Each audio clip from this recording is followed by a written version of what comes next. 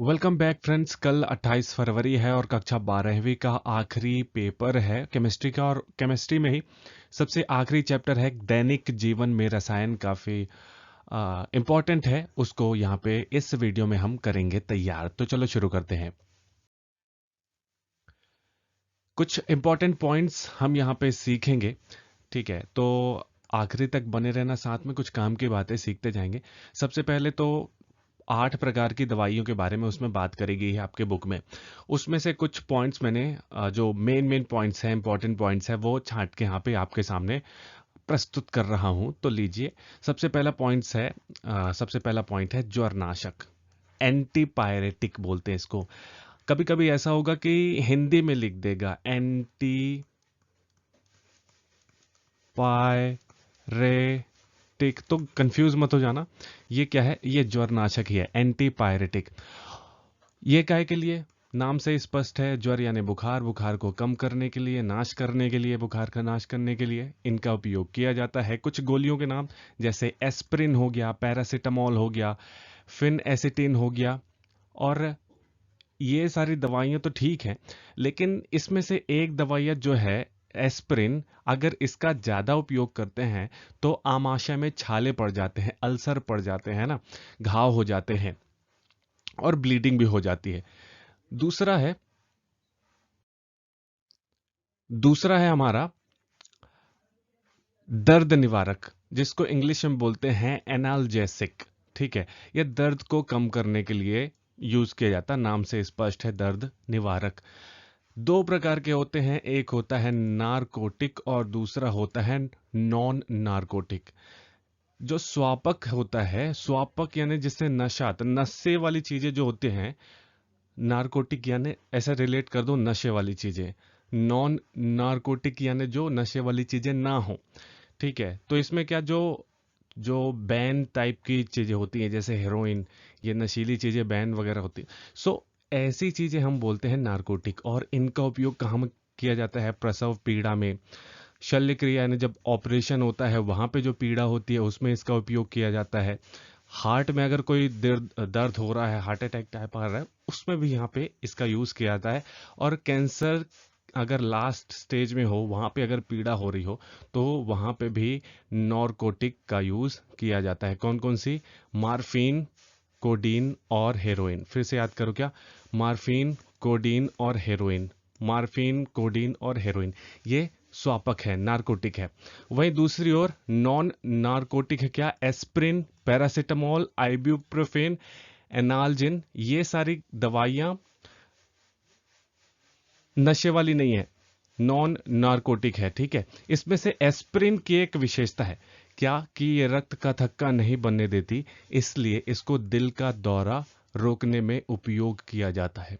ठीक है, तो यहाँ पे हमने क्या सीखा कि जो दर्द निवारक हैं, एनाल्जेसिक्स हैं, वो दो प्रकार के हैं। एक तो है स्वापक और दूसरे हैं अस्वापक। ठीक है, और अक्सर हम यूज करते हैं अस्वापक का। ये बहुत आसानी से उपलब्ध नहीं होते हैं। देखो, हेरोइन जो है वो बहुत इलीगल माने जाते हैं ना। कहीं पे आप फिल्मों में भी हम देखते हैं कि हेरोइन पकड़ गई। सो जो स्वापक होती हैं ये बहुत स्ट्रांग होती हैं। चलो आगे चलते हैं। तो दर्द निवारक के अंदर हमने दो चीजें देखी, स्वापक और अस्वापक। स्वापक के कितने? Morphine, codeine, heroin. और अस्वापक के अंदर एस्प्रिन, पैरासिटामोल, आइब्यूप्रोफेन और एनाल्जिन। ठीक है, आगे चलते हैं। देखो, ये जो अस्वापक होते हैं ना, ये बुखार भी कम करते हैं। तीसरी हमारी दवाई है वो है प्रशांतक यानी ट्रैंकुलाइजर। ट्रैंकुलाइजर से समझ लो, एक जब कभी किसी बाघ को या टाइगर को रेस्क्यू करना होता है, तो उसको दूर से एक गन यूज करते हैं। गन में एक दवाई लगाते हैं, इंजेक्शन टाइप का, वो मारते हैं, इंजेक्शन उसके अंदर लगता है और वो निश्चिंत वो हो जाता है, अचेत हो जाता है। तो क्या रहता है, वही उसको बोलते हैं ट्रैंकुलाइजर। ठीक है, वो कहीं ना कहीं एक प्रशांतक है। प्रशांतक भी हम दो प्रकार के देखते हैं। पहला होता है हिप्नोटिक, सम्मोहक, और दूसरा होता है विसम्मोहक यानी नॉन हिप्नोटिक। इसके अंदर क्या आते हैं? वेरोनल, ल्यूमिनल, सेकोनल, रेम्यूटॉल और नेम्बुटॉल। ये सम्मोहक के अंदर आते हैं। ये थोड़ा सा स्ट्रांग होते हैं और निद्रा जनक होते हैं, निद्रा उत्पन्न करते हैं ना, नींद लाते हैं। और हिंसक रोगियों के उपचार में इसका ज्यादा उपयोग होता है। क्यों? क्योंकि ये हिप्नोटाइज करते हैं ना। ब्लू आइज हिप्नोटाइज तेरी करती है मैनू, वही वाली हिप्नोटाइज करते हैं, सम्मोहित करते हैं। फिर हम देखते हैं विसम्मोहक, non hypnotic, chlordiazepoxide, Equanil, Valium, serotonin और रेसरप्रिन जो चीजें हैं ये निद्रा नहीं लाती हैं। चलो एक चीज तो सबसे पहले जो बताना था वो मैं भूल ही गया कि ट्रैंकुलाइजर्स का यूज करते हैं हम तनाव और अवसाद को कम करने में। टेंशन ज्यादा किसी को हो, डिप्रेशन हो, उनका इलाज करने में ट्रैंकुलाइजर्स का यूज करते हैं। दो प्रकार के होते हैं, एक सम्मोहक और एक होते हैं विसम्मोहक। ठीक है, जो सम्मोहक होते हैं वो निद्रा उत्पन्न करते हैं, जो विसम्मोहक होते हैं वो निद्रा उत्पन्न नहीं करते हैं। आगे चलते हैं। चौथी दवाई हमारी पूर्तिरोधी यानी एंटीसेप्टिक और रोगाणुनाशी यानी डिसइंफेक्टेंट्स। जो एंटीसेप्टिक होते हैं उसको हम स्किन में यूज कर सकते हैं, घाव या चोट के इलाज में यूज कर सकते हैं। लेकिन जो रोगाणुनाशी होते हैं ये स्ट्रांग होते हैं, इसलिए इनको हम अपनी स्किन के ऊपर यूज नहीं कर सकते हैं। क्यों? क्योंकि ये हानिकारक सूक्ष्म जीवियों का नाश करते हैं, पूर्तिरोधी, और जीवित ऊतक को कोई नुकसान नहीं पहुंचाते। लेकिन जो रोगाणुनाशी होते हैं, डिसइंफेक्टेंट्स होते हैं, वो हानिकारक सूक्ष्म जीवियों का नाश तो करते हैं लेकिन जीवित ऊतक को नुकसान पहुंचाते हैं। यदि हम स्किन में इनका यूज करें तो ये हमारी स्किन को और खराब करेंगे और नुकसान पहुंचाएंगे। तो ये सारी जो पहले एग्जांपल देख लेते हैं कि डेटॉल हो गया, सेवलॉन हो गया, आयोडीन या टिंचर आयोडीन बोले तो ये एंटीसेप्टिक है। इनका हम स्किन के इलाज में, यानी कोई घाव हो गया उसमें हम यूज कर सकते हैं। लेकिन अगर हम सोचे कि हम फिनॉल का यूज कर लें, हाइड्रोजन परऑक्साइड का यूज कर लें, क्लोरीन का यूज कर लें, तो ऐसा नहीं कर सकते। क्योंकि ये जो फिनॉल, हाइड्रोजन परऑक्साइड और क्लोरीन है ये डिसइंफेक्टेंट्स हैं। ये हानिकारक सूक्ष्म जीवियों का नाश तो करते हैं लेकिन जीवित ऊतकों को नुकसान भी पहुंचाते हैं। और ये जो डिसइंफेक्टेंट्स होते हैं इनका हम यूज करते हैं किसमें? फर्श साफ करने में। अगर कोई सर्जरी हुई है, किसी का ऑपरेशन हुआ है, उसमें जो औजार यूज हुए हैं, कैंची वगैरह, उसको साफ करने में, ये सारे चीजों को साफ करने में हम यूज करते हैं डिसइंफेक्टेंट्स का, यानी रोगाणुनाशी का। तो दो चीजें यहां पे हमने देखी, क्या? पूर्तिरोधी यानी एंटीसेप्टिक जिसको हम स्किन में यूज कर सकते हैं, दूसरा है रोगाणुनाशी जिसको हम स्किन में यूज नहीं कर सकते। कर सकते हैं, आपका मन हो कर लो, लेकिन जब आप करोगे तो आपको खुद ही पता चल जाएगा जब आपकी स्किन और खराब होगी। सो रोगाणुनाशी यानी डिसइंफेक्टेंट्स, जैसे हमारा फिनॉल हो गया, कभी कभी इसको फिनाइल भी बोलते हैं, वही चीज है। हाइड्रोजन परऑक्साइड और क्लोरीन, ये हो गए हमारे एग्जाम्पल रोगाणुनाशी के। और एंटीसेप्टिक यानी पूर्तिरोधी के क्या हो गया? Dettol, Savlon, iodine, tincture. ठीक है, आगे चलते हैं।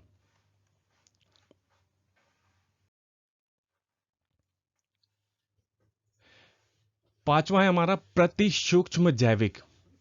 ठीक है, प्रति सूक्ष्म जैविक एंटी माइक्रोबियल्स।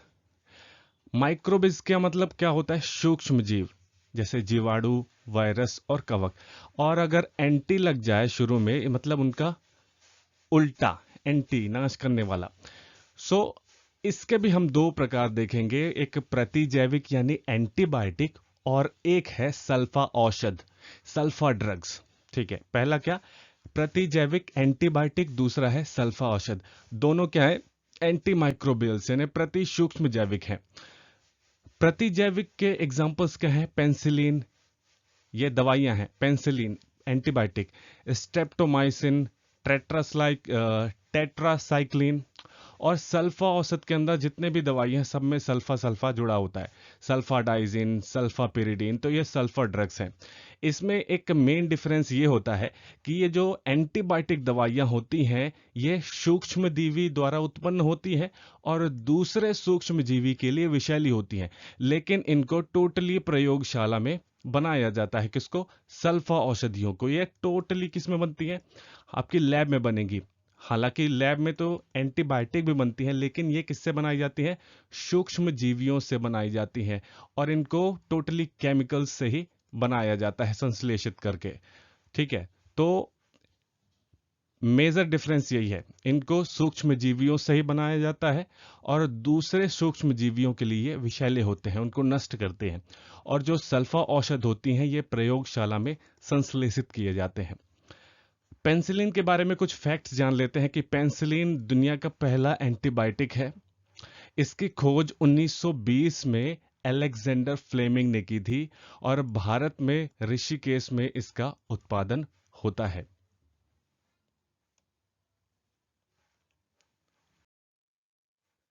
आगे चलते हैं, कुछ और एक और अपनी ड्रग है, एंटी फर्टिलिटी ड्रग, यानी गर्भ निरोधक औषध। इसको बर्थ कंट्रोल करने में यूज किया जाता है। मेंस्ट्रुअल साइकिल और ओव्यूलेशन को नियंत्रित करते हैं ये औषधियां, और इसका सबसे अच्छा एग्जाम्पल माना जाता है, अच्छी औषधि मानी जाती है मेंस्ट्रोनॉल। ठीक है, याद रखना किसको? मेंस्ट्रोनॉल। फिर उसके नीचे है एंटा एसिड। एंटा एसिड यानी उल्टा एसिड, यानी अम्ल का उल्टा, प्रति अम्ल। इसका एक दवाई है, वो है ओमेप्राजोल, और इसको यूज करते हैं कब? जब अमाशय में अम्ल ज्यादा बढ़ जाता है। अमाशय में अम्ल जब ज्यादा बढ़ जाता है, तो उसके आधिक्य को कंट्रोल करने के लिए, उदासीन करने के लिए, न्यूट्रलाइज करने के लिए, अमाशय में जब ज्यादा अम्ल बनेगा तो पीड़ा होती है और घबराहट होती है, तो उसको उदासीन करने के लिए हम यूज करते हैं एंटा एसिड। और उसका एग्जाम्पल यहां पे हम क्या लिख रहे हैं? ओमेप्राजोल।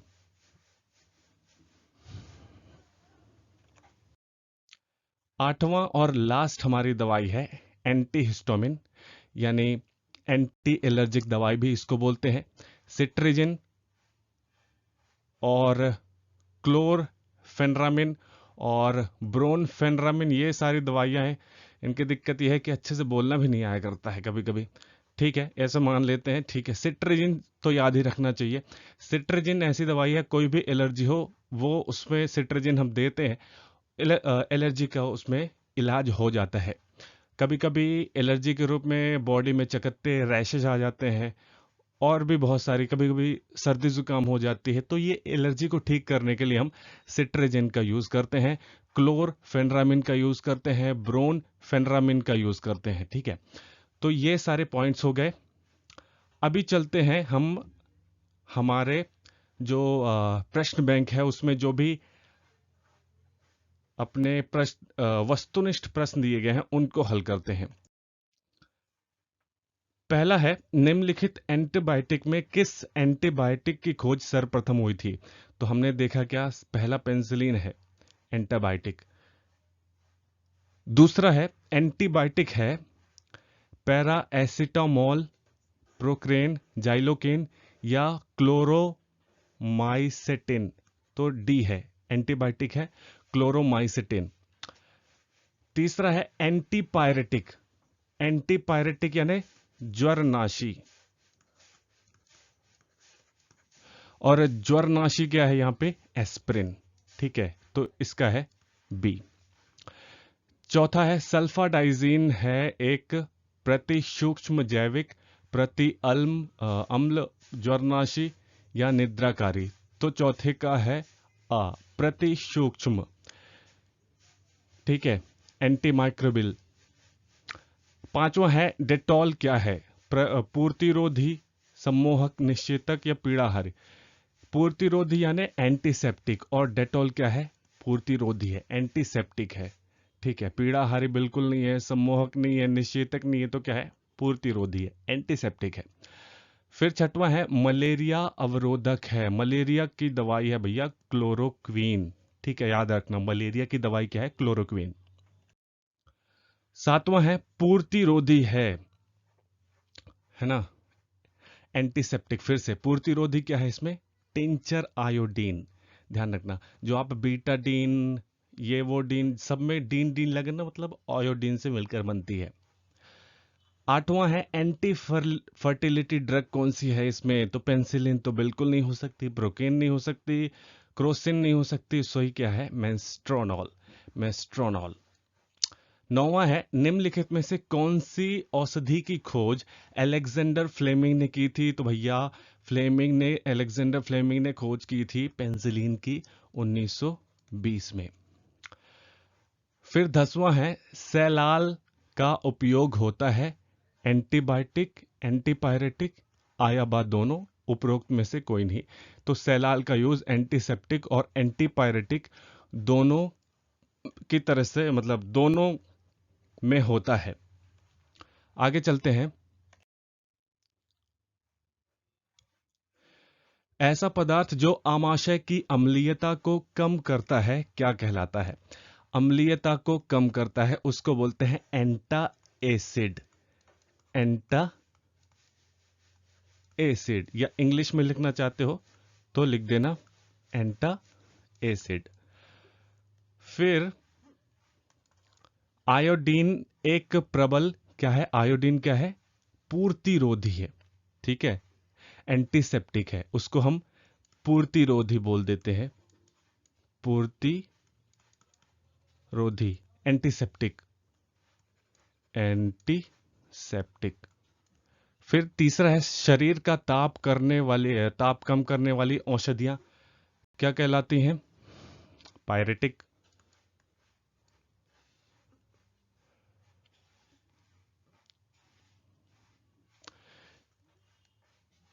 इसको हिंदी में लिखते हैं ज्वरनाशी, सीधे सीधे। फिर चौथा है शल्य क्रिया के उपकरणों को साफ करने के लिए प्रयुक्त रासायनिक द्रव्य, डिसइंफेक्टेंट्स, जीवाणुनाशी, ठीक है, जीवाणुनाशी हम यूज करते हैं।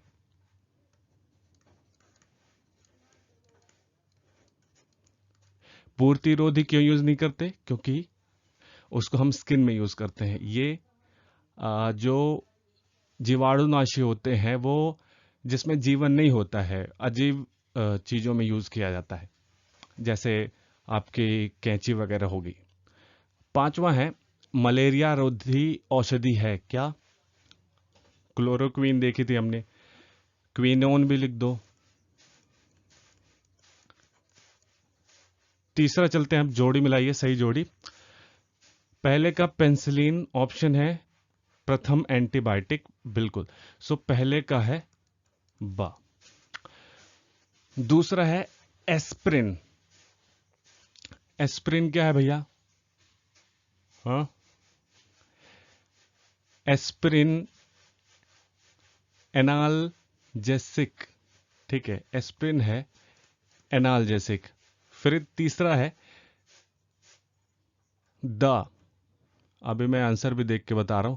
तो तीसरे का है प्रोमेथजिन, ये मैंने पढ़ा भी नहीं है इसलिए देखना पड़ रहा है। तीसरे का है द प्रतिहिस्टामिन, अच्छा, ये जो एलर्जी कम करने वाली दवाई है, प्रोमेथजिन। फिर चौथा है एमिटल, चौथा क्या है, एमिटल, सो चौथे का सा, प्रशांतक, वो जहां पे नेम्बुटॉल एमिटॉल वगैरह था ना, वो प्रशांतक ही, तो यहां पे सा। 5वां है सल्फापिरिडीन, तो सल्फा ड्रग्स, जहां पे सल्फा जुड़ा है तो आराम से सल्फा ड्रग्स हो गया। आगे चलते हैं।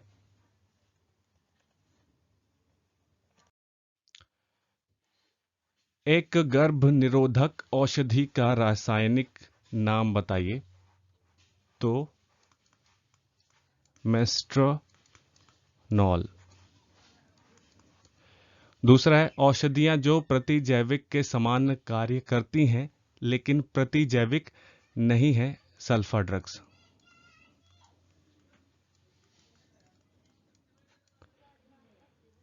तंत्रिका तंत्र को प्रभावित करते हैं वो रसायन कहलाते हैं प्रशांतक।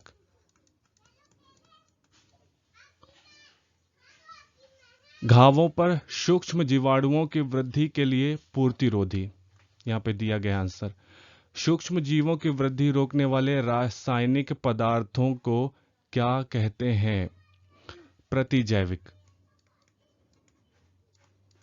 एंटीबायोटिक। पूरे शरीर की अथवा शरीर के किसी भाग विशेष की चेतना शून्य करने वाले रसायन क्या कहलाते हैं? इनको बोलते हैं हम शून्य करने वाली दवाई यानी निषेचक। सातवां है शरीर का दर्द कम करने वाले क्या कहलाते हैं? पीड़ाहारी। आठवां है ज्वर में शरीर का ताप कम करने हेतु प्रयुक्त रसायन क्या कहलाते हैं? ज्वरनाशी। फिर नौवां है विभिन्न रसायनों द्वारा रोगों की चिकित्सा क्या कहलाती है? कीमोथेरेपी।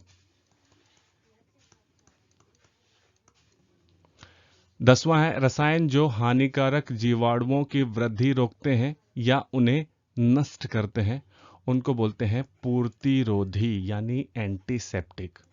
ठीक है, तो ये थे।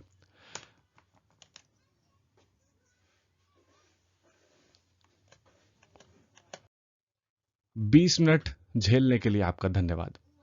मिलते हैं अगले वीडियो में।